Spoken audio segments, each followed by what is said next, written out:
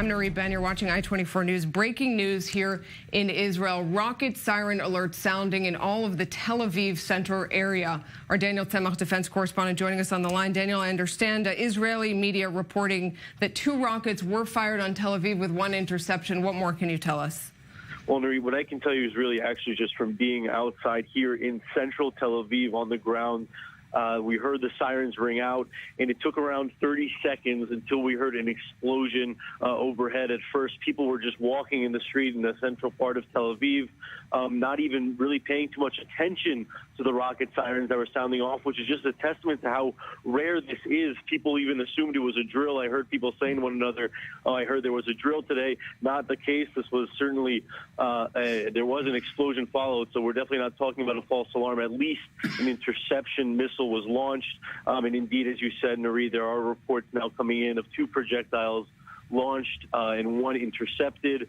And this is really the first such incident of even rocket sirens and an explosion heard in Tel Aviv since the 2014 Israel-Gaza war, a very, very rare sort of incident that really just took place here a few minutes ago. Right. An important reminder, that 2014 war between Israel and Hamas, a 50-day conflict which really did take a turn as soon as rockets were fired on Tel Aviv. That is seen as a sort of red line, an unspoken red line that really changes the nature of the conflict. Daniel, stay on the line with us. I want to bring in our senior international affairs correspondent, Owen Alterman, senior Middle East correspondent, Mohammed Al-Qasim. Mohammed, there is a background to this, however unusual this may be, which is escalation that we've seen over the last couple of weeks across the Israel-Gaza border. That's correct, and this comes at an unusual time. We've just reported about an hour ago that an Egyptian intelligence delegation has crossed from Israel into Gaza.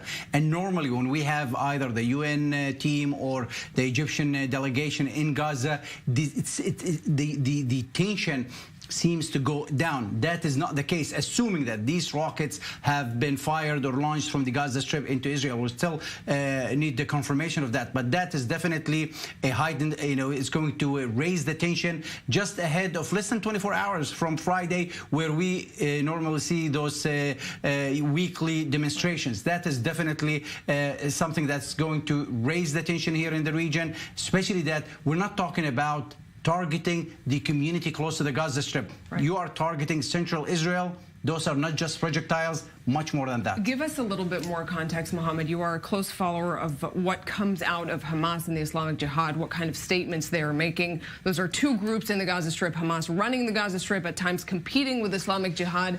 What is your inkling, of course, still a developing story, still without the final details of who could be behind this? If I have to put my money on who is behind it at this point, it's definitely not Hamas. Hamas has actually have been restrained lately and hasn't been happy with some of the times when the Islamic Jihad have fired missiles or rockets or projectiles from the Gaza Strip onto Israel. And they have had their disagreements in the past and their tense situation, even though publicly they want to say that they are on the same page. And this is definitely going to raise the tension between the 2 Palestinian groups in the Gaza Strip, one backed by Iran, the other one, even though has good relationship with Iran, and here I'm talking about Hamas, seems to be more restrained and have had a good, close relationship with the Egyptian government for the last couple of years. Hamas knows exactly what it wants. It doesn't want a full military escalation with Israel, and that does not work to its benefit. Let's wait for a confirmation, but I'm not sure that it's Hamas behind it. It's definitely it could be the Islamic Jihad. I don't know for sure that it is, but let's just wait for a confirmation. Regardless of who is behind the firing or the launching of these rockets, Israel will target Hamas as well as the Islamic Jihad posts. In line with Israel's policy. Exactly. I just want to update our viewers if you're joining us now. We're talking about missile siren alerts, a very loud sound obviously heard throughout Tel Aviv in that central area. The reports are at this point of 2 rockets fired towards central Tel Aviv, 1 intercepted by Israel's Iron Dome missile defense system, the second one landing in an open area. No injuries as of this point. And as Mohammed just mentioned, we're talking about a government that will hold Hamas responsible, likely no matter what. Hamas ruling the Gaza Strip, that is Israeli policy. Our diplomatic... The assumption it was fired from Gaza, which we don't know.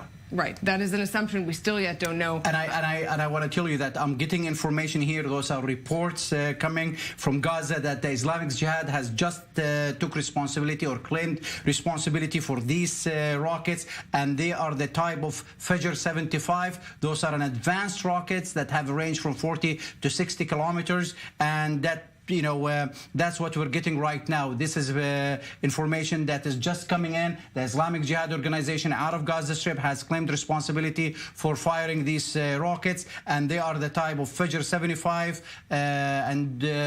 Again, right now, as I said, Hamas wasn't going to be behind these rockets, but Israel will definitely target Hamas's position. But this is going to, raise the tension between these two competing groups, and it comes at a time, again, where the Egyptian delegation has just crossed from Israel into Gaza. Yep. It's been trying to mediate between the Palestinian factions in the Gaza Strip and Israel. It's less than 24 hours from the weekly protest along the Gaza-Israel border.